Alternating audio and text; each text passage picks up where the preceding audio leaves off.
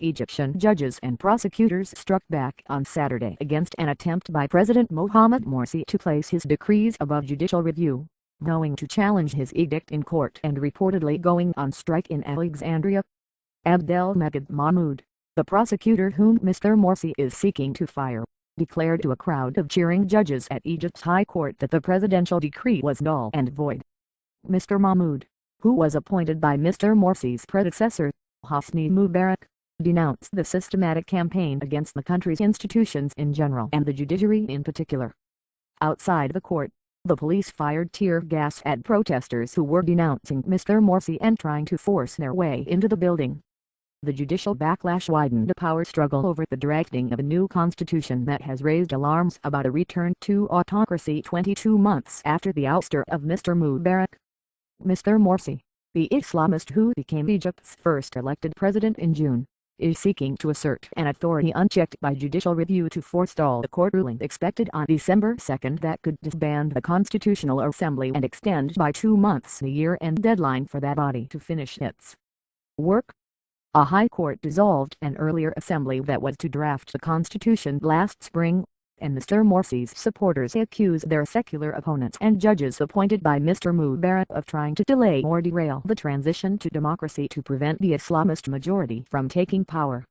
The president's opponents, in turn, accuse Mr. Morsi of seizing unchecked authority, noting that he holds executive and legislative power under a vague patchwork of interim constitutional declarations put in place by the military leaders who managed the first 18 months of Egypt's post-Mubarak transition. The Supreme Constitutional Court dissolved the Islamist-dominated parliament on the eve of Mr. Morsi's election. The council that oversees the judiciary on Saturday denounced Mr. Morsi's decree, which was issued Thursday, as an unprecedented attack on its authority, and urged the president to retract the aspects of the decree circumscribing judicial oversight.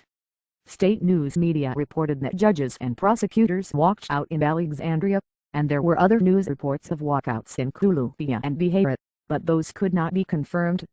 In Cairo on Saturday, the coalition of secular opposition leaders and parties called for Mr. Morsi to withdraw his decree and disband the Constituent Assembly.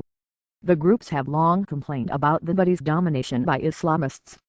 On Friday night their supporters set up a tent city for an open-ended sit-in Tahrir Square, the center of the Egyptian revolt, and the groups have called for a demonstration there on Tuesday.